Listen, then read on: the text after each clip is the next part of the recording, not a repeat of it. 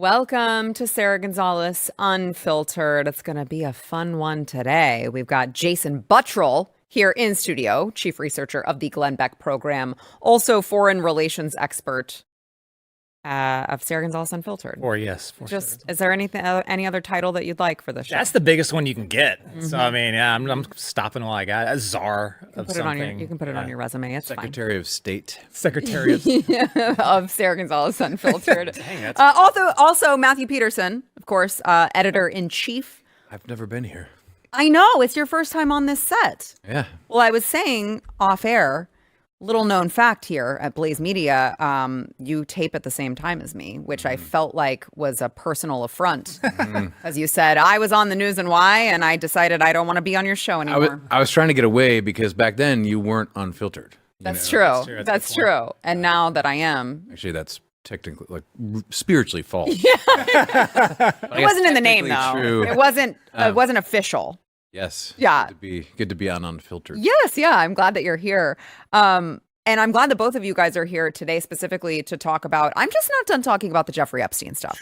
We talked about Pam Bondi's horrendous answer yesterday. I mean, it was not only awful, but President Trump interjecting himself into that, I felt like was such an unforced error that didn't have to be that way.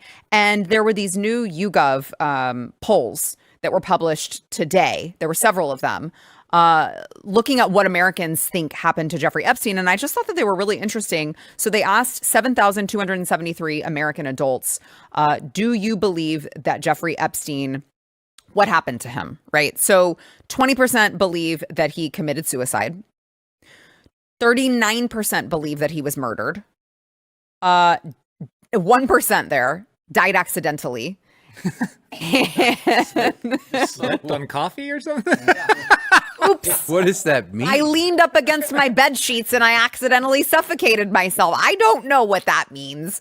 40% say that they're not sure. Now, this is really, 40%. So the majority there, the largest number, are not sure whether he committed suicide or was murdered, right? Like there's no... I think they're just unsure how one of the Clintons got in without getting spotted. Right. Something. I think that's what they're unsure of. That's got to be it. That's got to be it. Like that's the person. YouGov should have put that in there more clearly. Yeah. I mean, come on. Yeah. We get it. We get you. I mean, who is that person that's like...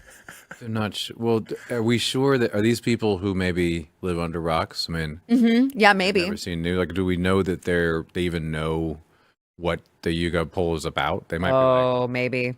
Epstein, I don't know who that is, I mean, I knew a guy named Mark Epstein once. As much as we love to do this, there are a lot of people out there who are just living their lives completely oblivious to any of this. Yeah, there's also a similar poll that said 40% of Americans have no common sense. So I think this is kind of like the merging of those two polls together. Yeah. More that 1% though that I'm curious about. Like, oh look, guys, I hope I don't accidentally die. All right.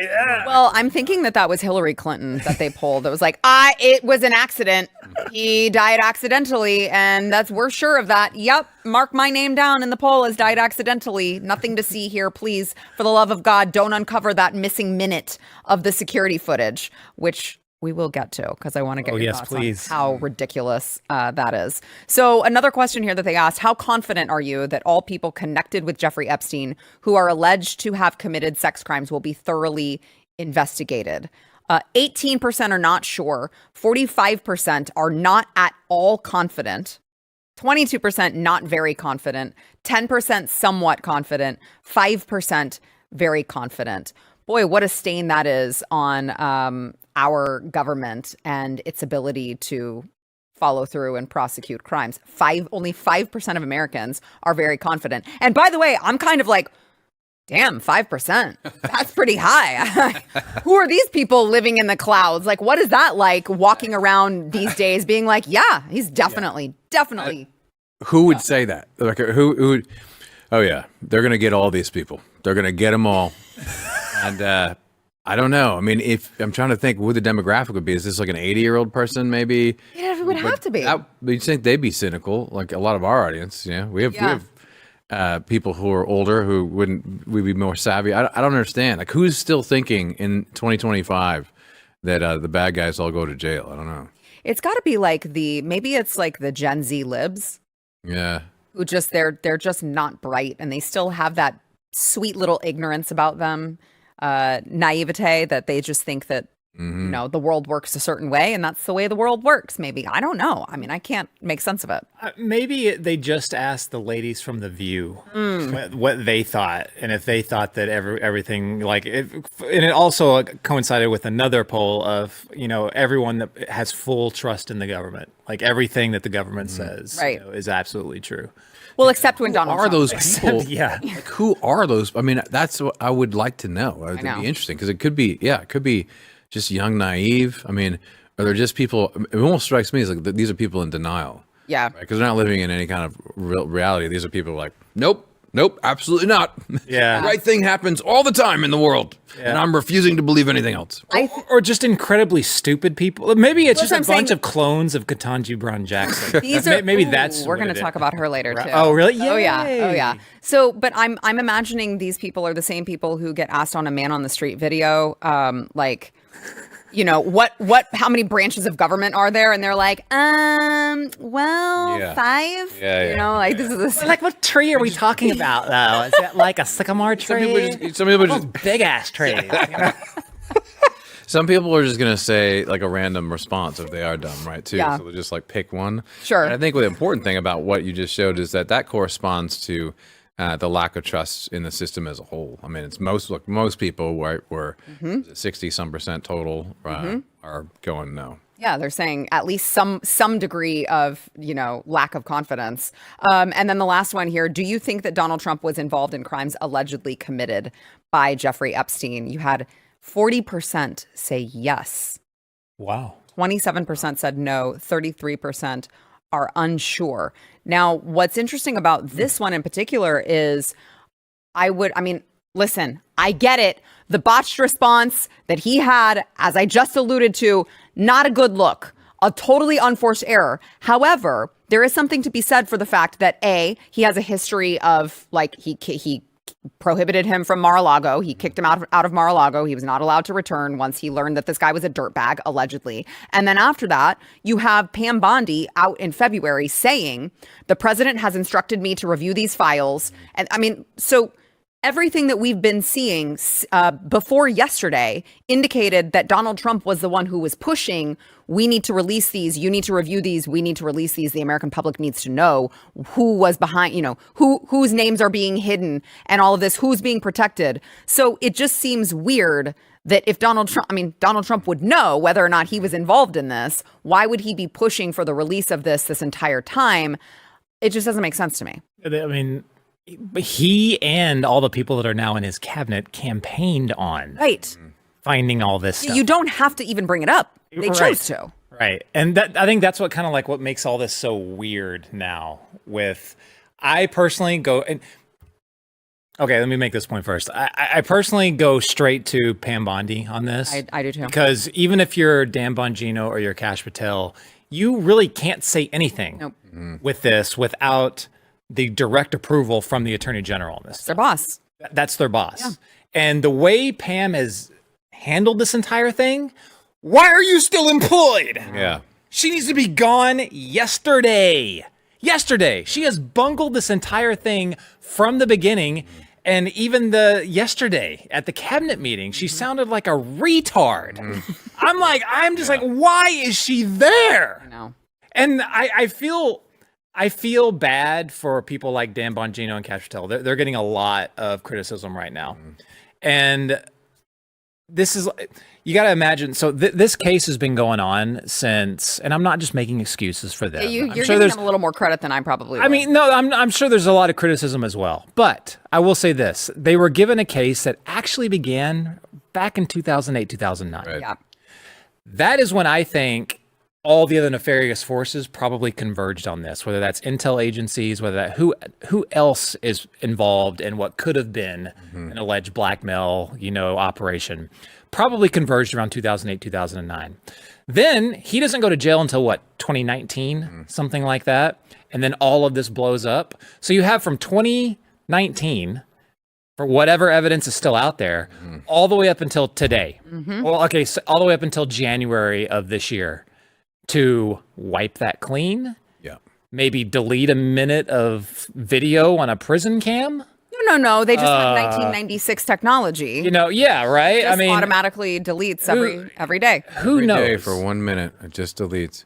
And then it's like, yeah, well, yeah. And everyone knows if I want to do something, I have a minute to do it. Do it during this time frame, yeah, and you're A-okay. Seems strange. Yeah, it does seem strange. So I mean, yeah, I don't think it can be just Bondi to blame for this if the administration as a whole is taking on this stance of, you know what, we're moving on from this. We're not going to talk about it. That's a mistake by the entire administration. Agreed, yeah. And unfortunately, Trump had those remarks that didn't look good at all to me either. It was kind of funny though the way he did it by attacking. Why are we still talking about this?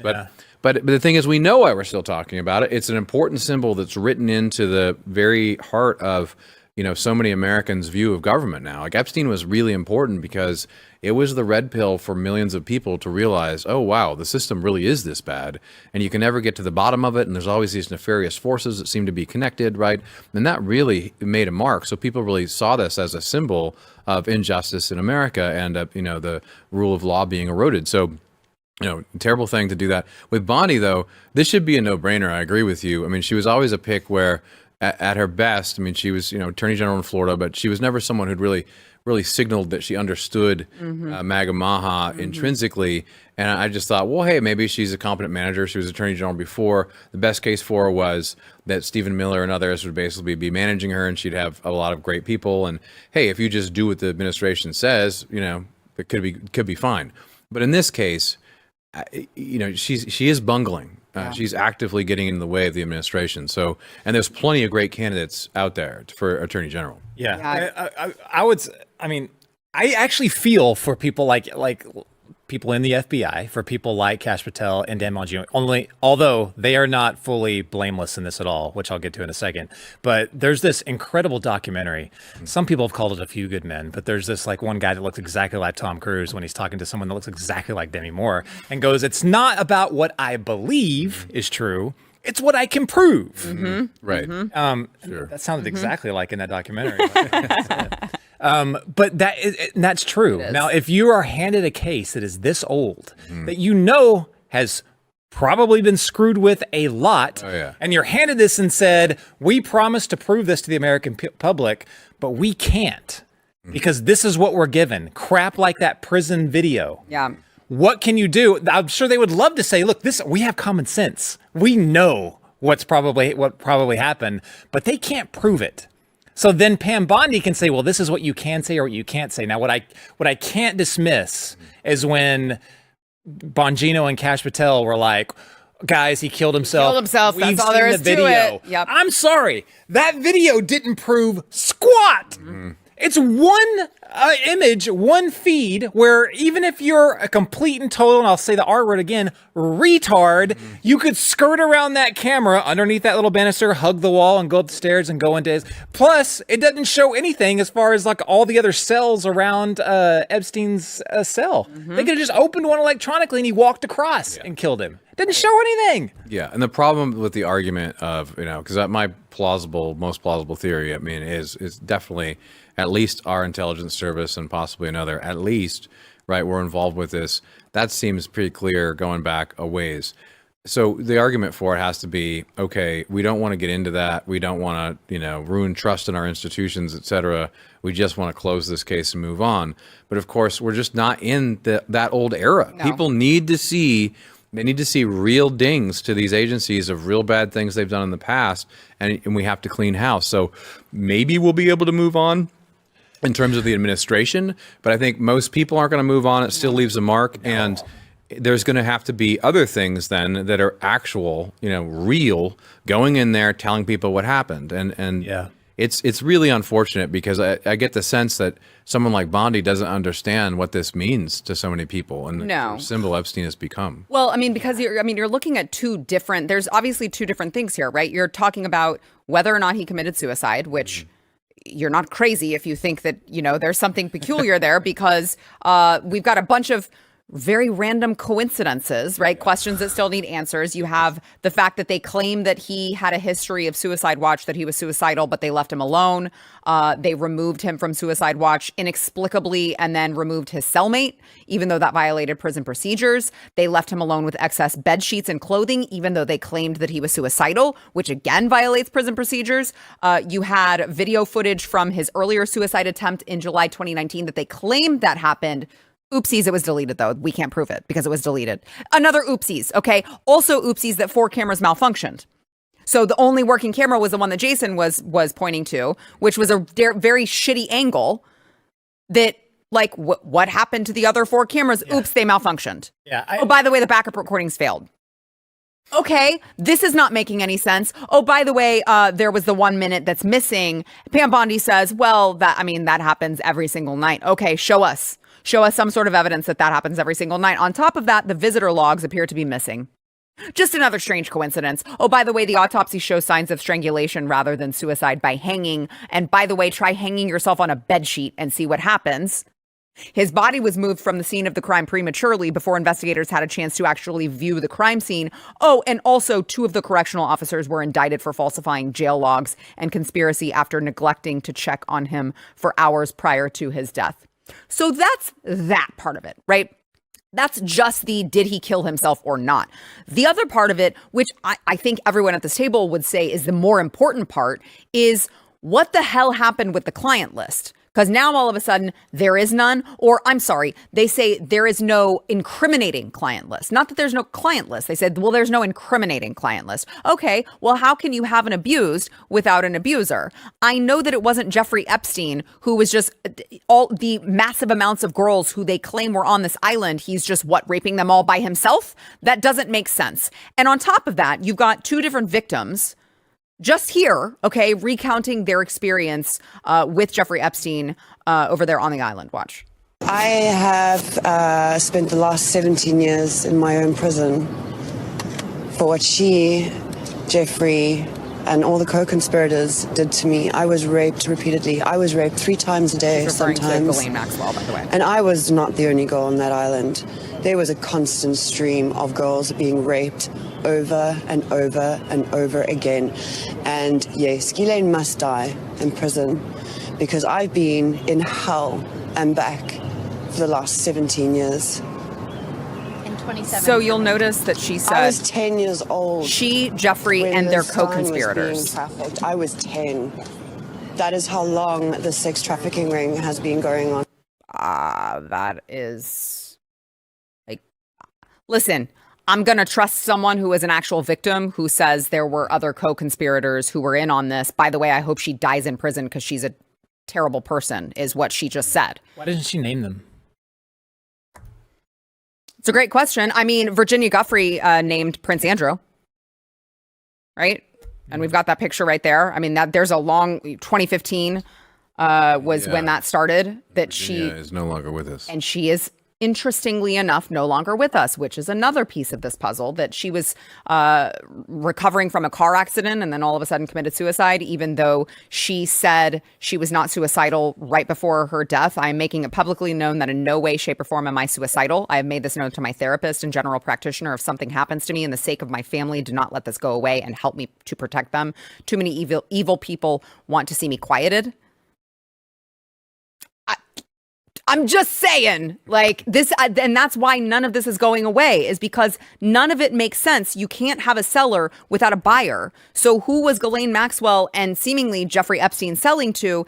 And then on top of that, let me give you guys one more here. You've got all of these. I know there have been rumors for a while, like, well, Jeffrey Epstein was working for Mossad and all of that. Well, it's more than just rumors, because back in 2000, there was a lawsuit in Los Angeles that was a woman who was Jeffrey Epstein's ex-girlfriend. She's referred to in the lawsuit as Jane Doe 200, said that Jeffrey Epstein boasted to her about being a Mossad agent, like Ghislaine Maxwell's father, Robert, who died mysteriously after falling off his yacht in 1991. It's all these very curious deaths. We should say, I mean, it's not as if client list is I mean, a lot of these people were just, if you're running a honeypot, these are just valued guests who know the kind of services that are offered on the island. Right. And so it would be hard. I mean, the one thing I'll say is there's no like Epstein file, right? I mean, Right. This is kind of the media, we use these terms, a client list. Well, there's probably lots of lists and flight logs and all kinds of stuff that's, over the course of many years. So it's a big mess when it comes to the information that would be available. And that's assuming that many parties hadn't gone through and, as Jason was saying, deleted a bunch of stuff, right? So it's not as if it's a clear-cut, file you pull down from the bookshelf. But the problem is that what's hiding in plain sight is that many powerful people, right, are going to this island and other locations. And we know that they have a lot of that information. The government has claimed anyway. Bondi claims she has that information. We know there's lots of ways to look at the possible intelligence ties going back a long ways, and with Maxwell, frankly, as well. Some people think she was the actual person in intelligence, but I mean, the problem is it's all sitting there, and then to say, oh no, sorry, we're done here, we got to move on. That's just a tough pill to swallow, and people aren't going to swallow it. Yeah, I think they're very much they're underestimating or just not. They don't have their base nailed, I think. Go ahead, last word. If they are protecting, like, if the right birds got into some of these ears and started whispering and had everyone in the Trump administration back off on this, if it's to protect intelligence sources or, the Mossad or the CIA, that is an institutional problem. I do not care about protecting jack shit. Yeah. Burn them down if they're involved in something like this. Burn them down. And it needs to happen if all of this stuff is the worst of what we fear. It was part of look, people voted for Donald Trump for a million reasons, but one of them was we've lost total faith in any of these institutions, in the FBI and the DOJ, in all of it, because we knew that they were lying to us. So for them to turn around and act, it's major gaslighting, in my opinion, to turn around and be like, what are you talking about? There's nothing there. We never said there was anything there. It's like, yes, you did. Yeah. Kash Patel sat over there. I said this yesterday, sat over there outside the studio, sat over there in Glenn's office and was like, yeah, the FBI has the black book. It's like, don't gaslight us. Don't pee on my leg and tell me it's raining. I know what you guys said. I know what you ran on. And this is completely counterintuitive to what you guys said you were going to do. And it's very disappointing. And I'm not going to pretend like it's not. All right, let's go ahead and take a quick break. We'll be back with more. First, we want to thank our sponsor, Birch Gold. So Birch Gold, look, guys, the thing with gold and silver is that you don't have to wait for, another Joe Biden to come around and have record amounts of inflation or anything like that to understand that gold historically not only it is a great hedge against inflation, but it also is just really, really good to have all the time, because gold and silver are always, they're always going to be stable. And in the past 12 months, the value of gold has increased by 40%. By the way, central banks continue to bolster demand for gold by buying it in record quantities. And Birch Gold can help you own physical gold very, very easy. If you have an existing IRA or 401k sitting around collecting dust, you can convert that into a tax-sheltered IRA in physical gold. It's not going to cost you a penny out of pocket. You guys know the government. They try to penalize you every time you breathe the wrong way. They're like, you didn't take that out on time. Actually, you took it out too late. Actually, you're not allowed to take it out now. They want to penalize you for everything. This is going to be totally free to change this. You don't know how they do it? Okay. Text my name, Sara, S-A-R-A, to 989898. Birch Gold's going to send you a free information kit on gold. There's no obligation. You don't have to do it. You're not signing yourself a contract or anything like that. They're just going to send you information. I do business with Birch Gold Group personally. My family has. They made it very, very easy to understand. So just get this info kit. Text my name, Sara, to 989898.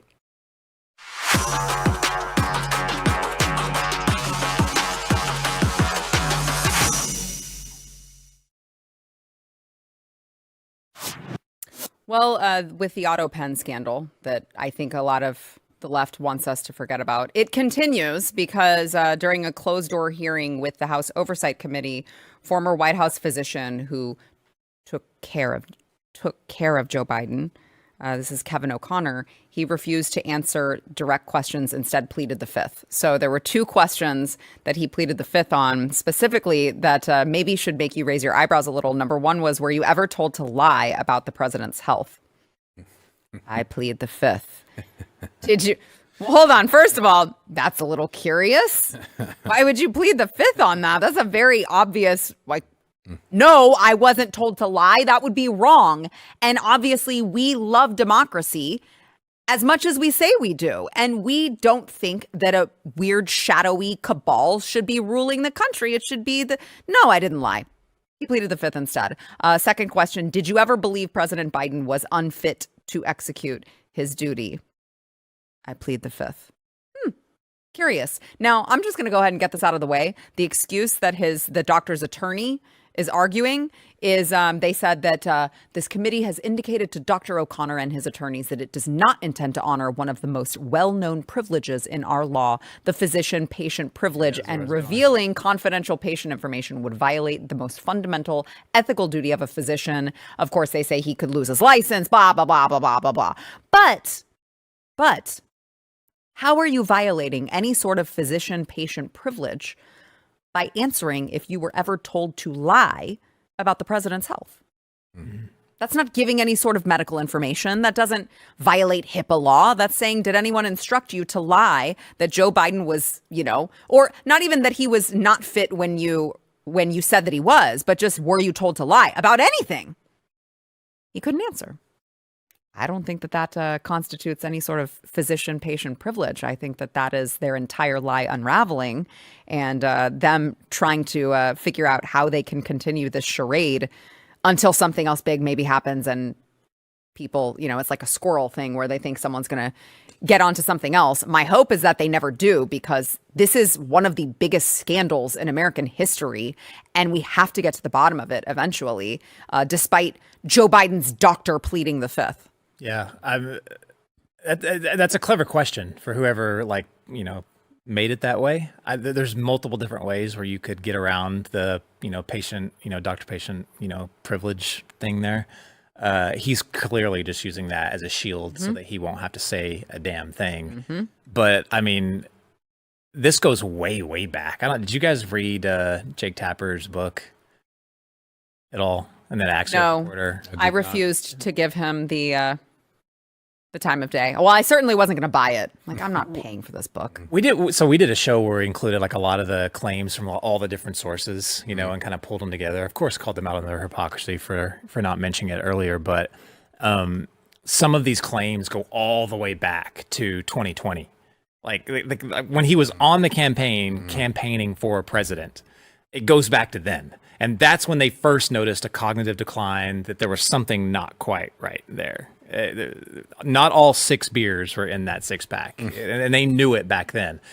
How many doctors were a part of that at that point, from covering it up from then all the way up until this last election?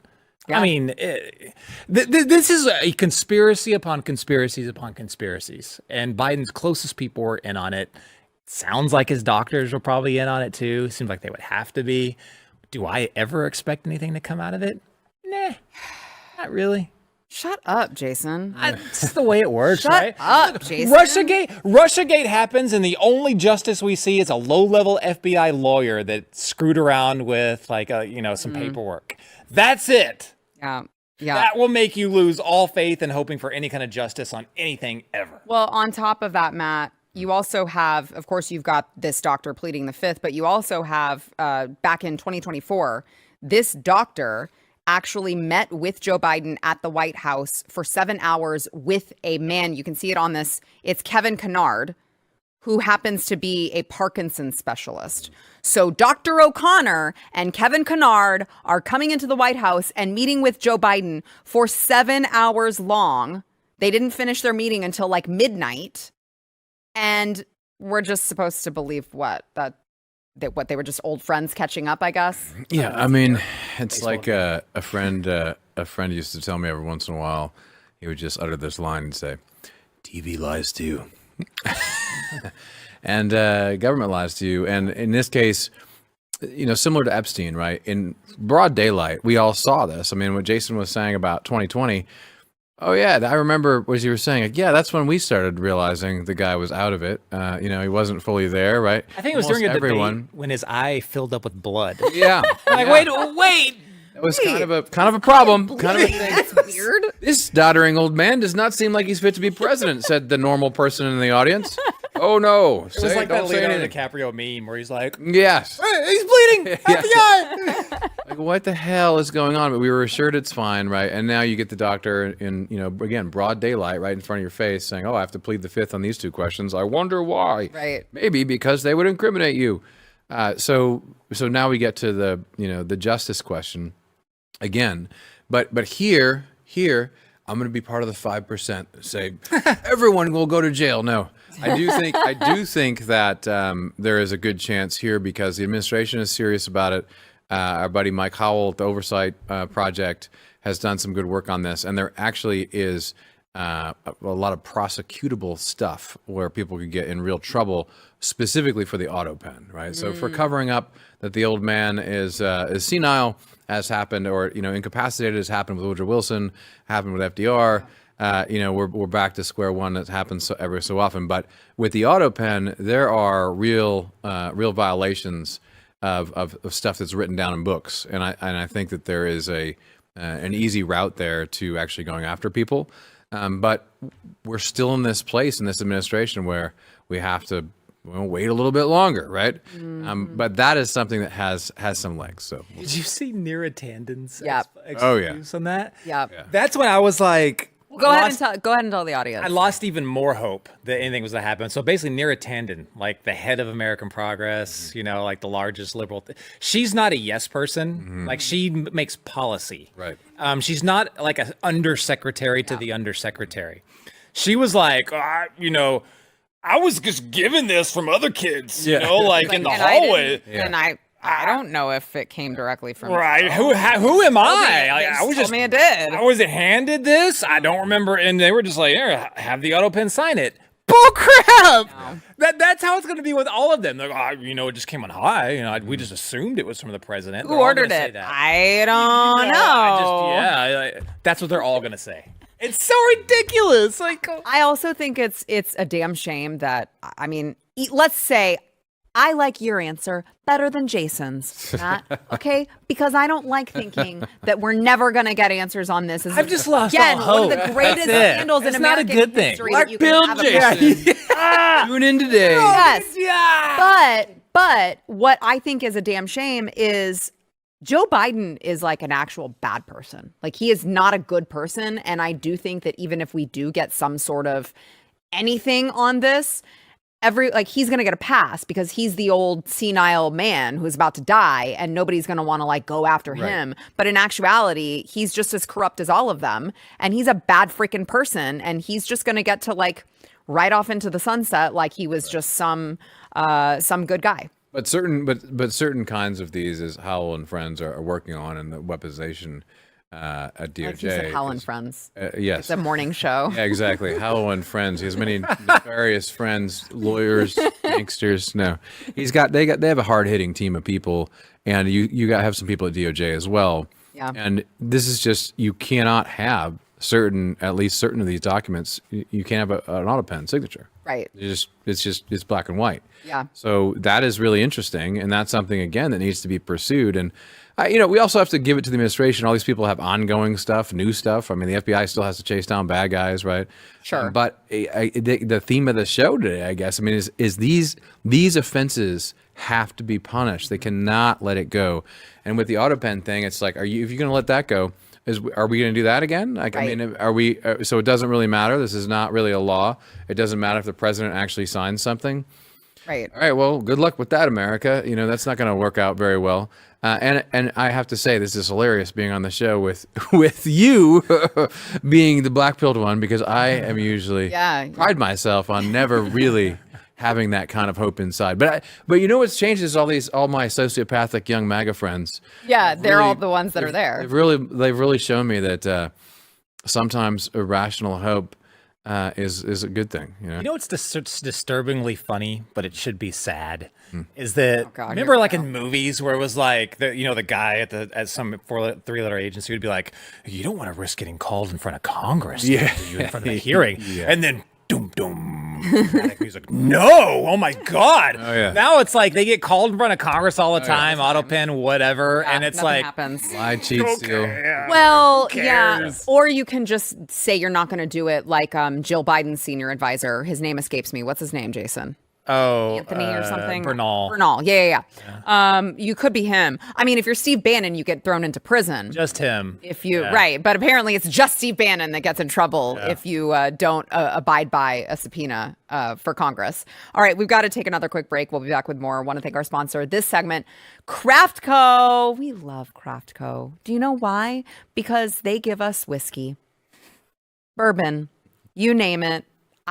They're just beautiful people, and I love them because they have this Flying Ace Spirits bourbon that, it's the way that it was meant to be, bold, balanced, and unapologetically American. Please, Manna White, where is it? Thank you very much. We have our very own Manna White here with this bottle. You'll notice it is somewhat, it's like, well, we're going glass half full. Okay, it's bottle half full, not empty, bottle half full. But we love this stuff here at Sara Gonzales Unfiltered. And we do believe in winding down after a long day with Flying Aces whiskey. Okay, go over there to their website. I'm telling you, you're going to love it. If you love whiskey, you're going to love this. Flying Ace Spirits. Use code BLAZE for free shipping over at flyingacespirits.com.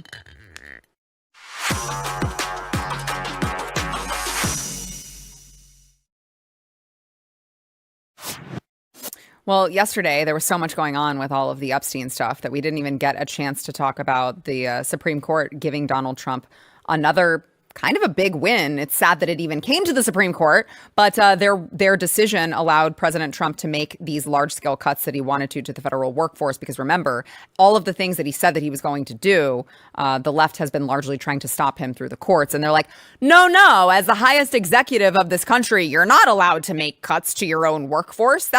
You can't do that. So they took him to court, and of course, SCOTUS said actually he can. Now, what's interesting about this, Jason alluded to the DEI hire Justice Ketanji Brown Jackson, who couldn't tell you what a woman is, also doesn't even understand what the president is allowed to do because this ruling was 8-1 and she was the only dissenter, which you don't find very often. Like typically this is split down party lines. And all of the crazy libs are always crazy libs. This time it was just her. And she said, I see no basis to conclude that the district court erred, let alone clearly so, in finding that the president is attempting to fundamentally restructure the federal government. And which I'm like, okay, well, he's allowed to do that if he wants to because we voted for him. But what's interesting is that one of her own, who I would argue in some cases is equally as stupid, Justice Sonia Sotomayor. I mean, she's really dumb. And even she argued in a paragraph in the concurrence that she said, I agree with Justice Jackson that the president can't restructure federal agencies. However, the relevant executive order directs agencies to plan reorganizations and reductions in force consistent with applicable law. The plans themselves are not before this court at this stage, and we thus have no occasion to consider whether they can and will be carried out consistent with constraints of the law. So you have now Sonia Sotomayor arguing in opposition to Ketanji Brown Jackson, who might be the worst. It's hard to say, because as I said, Sonia Sotomayor, really damn dumb. But I think KBJ takes the cake here in this 8-1 ruling. National embarrassment. I mean, the whole thing is embarrassing. It's embarrassing for her. It's embarrassing for the country. She's an embarrassment, and it's a black eye basically to the entire system that we're allowing this. Mm-hmm. She never should have been in this position, and I'd have to read these opinions. I mean, they're kind of funny the first time you read some of the writing and everything like that, but at this point, it's not. And so what's going to happen here? I mean, exactly like you said, she's so bad that even the rest of them, she's going to be the one every time, just voting clearly according to her political and not constitutional conscience. So I just it's appalling to me. I hate to even look at it. It upsets me so much. But we should say this is not the end of allowing the president to fire people. I mean, this was one decision about a particular thing. Yes. Oh, they're fighting him on all of the other ones. But we have a long way to go before we get to the point where the president can actually, hire and fire large swaths of the administrative state. Sadly. Yeah, I mean, they're like, you're not allowed. What all has they've said? You're not allowed to fire. You're not allowed to terminate contracts, right? So, like, you can't terminate contracts with USAID. You can't terminate sending, foreign aid. You can't. It's like, what can he do?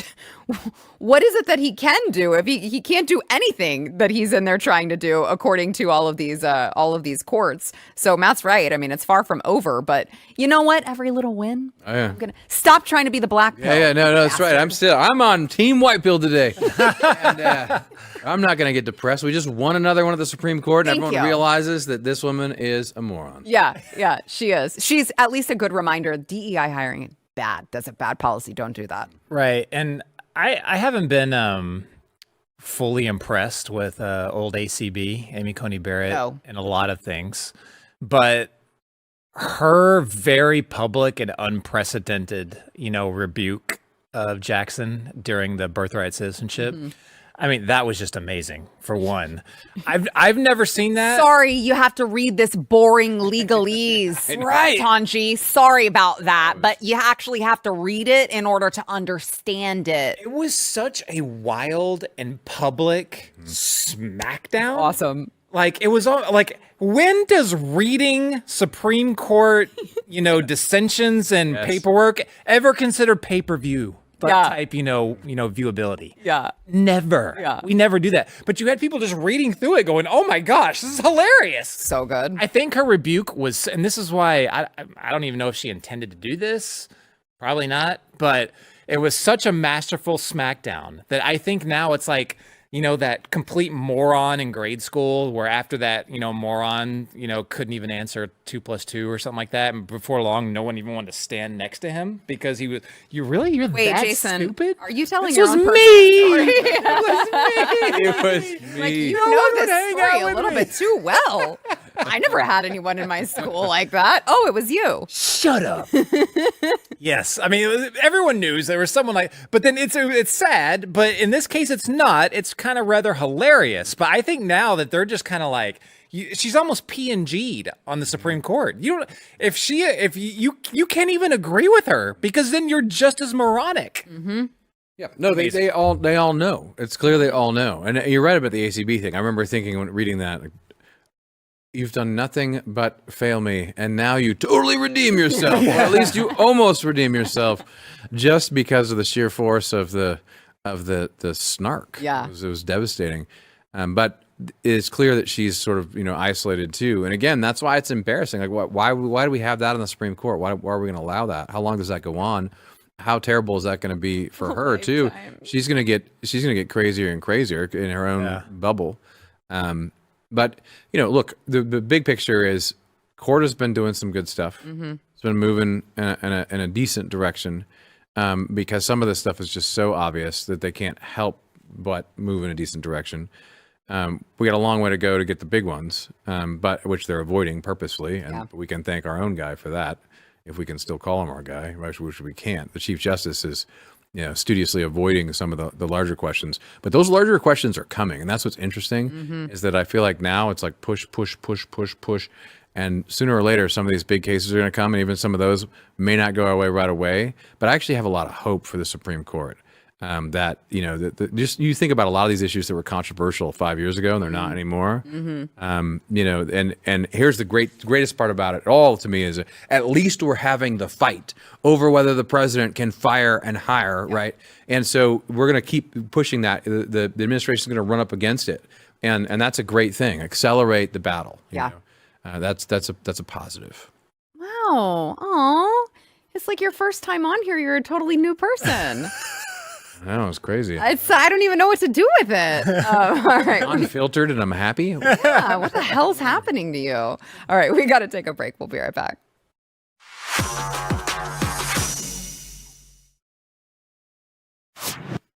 Oh, just more New York City things like the Democrat primary candidate for mayor, Zohran Mamdani, hiring interns. Oh, I'm sorry, former interns who are, calling for jihad. Watch. And the true believer knows that none of this is in vain, that this is all jihad, that this is all ibadah, and that this is all counted for by Allah subhanahu wa ta'ala. And so the conversation of doxing, the conversation of getting arrested and suspended, I think it's time for Muslims to start to say, all right, so what? Do what you want. I'm gonna do what I gotta do, because it's Wait, about did time she just to do turn that. black? And I know everybody has their own families and has an education What is and happening? everything. Just a question. We don't want to get doxxed, and we don't want to get suspended, and we don't want to get arrested. Multiple accents. How gangsta are you? That's just Wait. my question. How much are you What? willing to do it? And I know everyone has their own risk levels, but at the end of the day, that's a question to ask ourselves. How committed am I to this? To what extent of my personal material gains am I willing to sacrifice for this bigger noble cause? Well, listen, we all have bad picks when it comes to employees. This man seems to surround himself just with really bad people, and he seems to agree with them, like every step of the way, very publicly, himself calling for global jihad. So at what point do you go, all right, we can't have, New York City is like the embodiment of America and American values and the fabric of society, and we can't have this guy who is like, you're a Muslim, but you're also a communist, and I don't really know how those two things merge. So are you either one of those? What are you actually? Because I've seen, similarly to that woman, I've seen quite a few accents on Mamdani. And I'm like, I don't know. Where I like, at some points, he's like, thank you for coming to 7-Eleven. Would you like a Slurpee? And then at other points, he's very different sounding. So I'm just saying, at what point does New York finally say, all right, like, we can't do this. This is crazy. This is crazy. I mean, asking that question is a dangerous one. At what point does New York stop being what New York is like now, which is not good? And here, the code switching, that's what they call it, right? Code switching. When you switch up the accents, it's supposed to make you more authentic and not less. Okay. I just with Mamdani, I have a hard time taking him seriously. He's like a fake character almost. Yeah. He's total fake. It's kind of a millennial swirl of radical progressivism in all kinds of weird ways. I find him really boring, and I don't even want to think about him as a political person.